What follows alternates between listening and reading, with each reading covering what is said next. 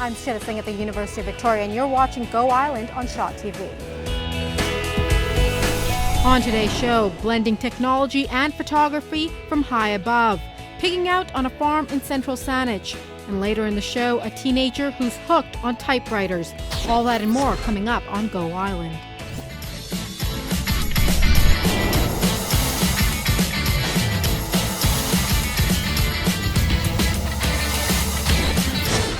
Today we are down here at the University of Victoria, and if you live in Victoria, you know it's somewhat of a central part of Victoria. We have government, but we also have education, and I'm joined by Joy Davis. Hi. Hi. 50th anniversary of the university. Oh, we're really excited that 50 years ago we both became a degree granting university and moved to this campus. And since that time we've grown from just over 2,000 students to a world-class institution.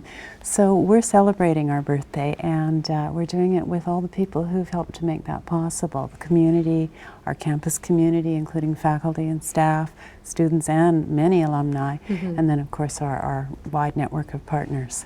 And the programs themselves have grown as well, added every year, I guess. Oh, absolutely. I think that UVic has expanded tremendously and is really responsive to a lot of contemporary issues in society today through its programming and through its research. Now, if we look back, before it became a university, it was a college. It was Victoria College, and it was located in several different locations in Victoria. At the Lansdowne campus, where Camosun is, until it moved up here onto campus in 1963. And a big campus. A much bigger campus. Yeah, we have our ring road, which is a really distinguishing feature for us, and one that I think really creates a beautiful environment. Yeah, and now you have this display set up with different pictures from around, I guess, over the years. This exhibition came together to showcase the history of the University of Victoria. It really comes out of a book that we had prepared for our anniversary, and it's called Reaching Outward and Upward, the University of Victoria, 1963 to 2012. And the University Art Collections wanted to showcase a lot of the images that we find around us here. So they've gone through this book, chosen ones that really are evocative of our history, and then included text that was written by Dr. Ian McPherson when he authored this book to really highlight the notion that UVic is comprised of a whole series of communities, whether it's students, whether it's faculty, researchers, and the pictures around here portray others such as athletes and members of our broader communities in Victoria. And I noticed that picture over there, Dr. Song. Dr. Song, our famous Dr. Song. Yes.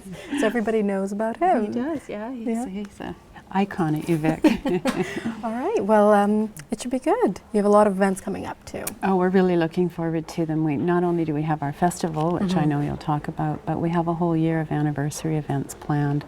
That includes speakers. I know a lot of people saw Julie Payette when she came here on campus. She's a Canadian astronaut, and we have speakers of her ilk throughout the year. Yeah.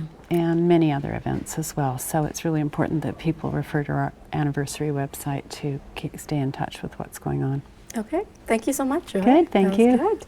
On to our first story. Russ Heinel has made a long career of shooting visuals from helicopters and fixed-wing aircraft. But these days he's taken his love for flying with his feet planted firmly on the ground. Jen Moranitz with his story.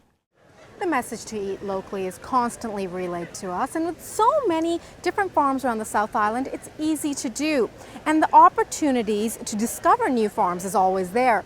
Karen Alkersma now with the story of Omnivore Acres. A quick break now. When we come back, bridging the generational gap. Meet this teenager and his typewriters.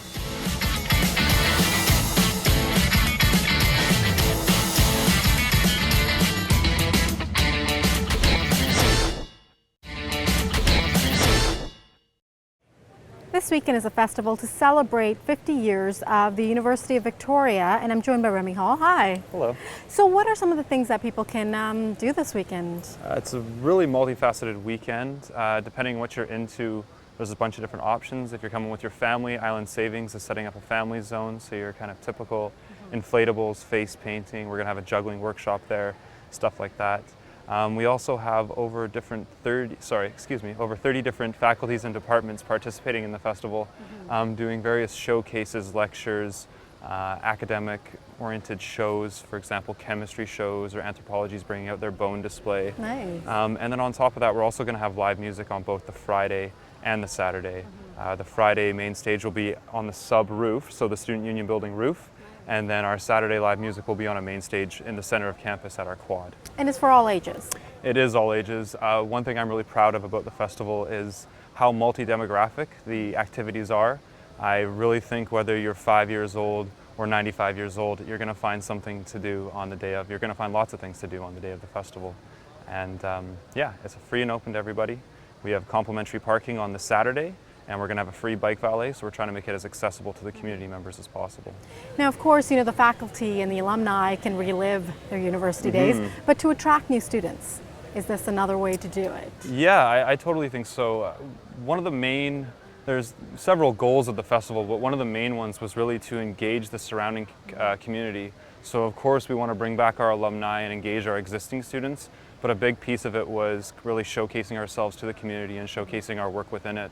And I think if you're, on the island or just over in Vancouver and you're thinking about coming to UVic, this would be an amazing opportunity to see what the faculties offer, to see what our beautiful campus is like, and to see all the really unique extracurricular activities that happen on campus. So. And it's supposed to be a nice weekend, so this is perfect. That it is, yes. Yeah. All right, well, thank you so much. Thank you. As you can see, there's a typewriter on the poster over there, and that's what our next story is about. Computer iPads and iPhones are now the norm, but there was a time when typewriters were the way to go, even at university.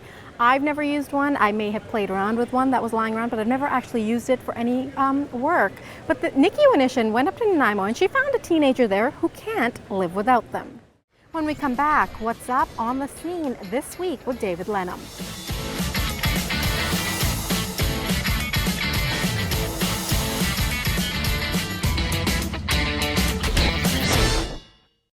Those are the banners all around UVic. I'm telling you that it is their 50th anniversary.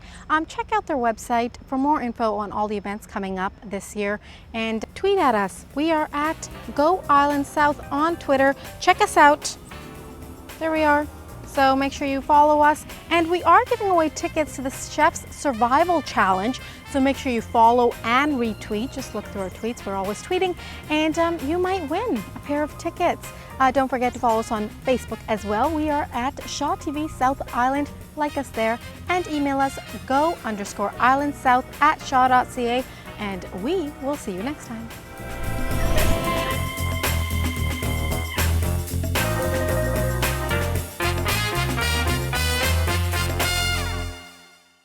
Those are the banners all around UVic. I'm telling you that it is their 50th anniversary. Check out their website for more info on all the events coming up this year. Tweet at us. We are at Go Island South on Twitter. Check us out. There we are. So make sure you follow us. And we are giving away tickets to the Chef's Survival Challenge. So make sure you follow and retweet. Just look through our tweets. We're always tweeting. And you might win a pair of tickets. Don't forget to follow us on Facebook as well. We are at Shaw TV South Island. Like us there. And email us go_islandsouth@shaw.ca. And we will see you next time.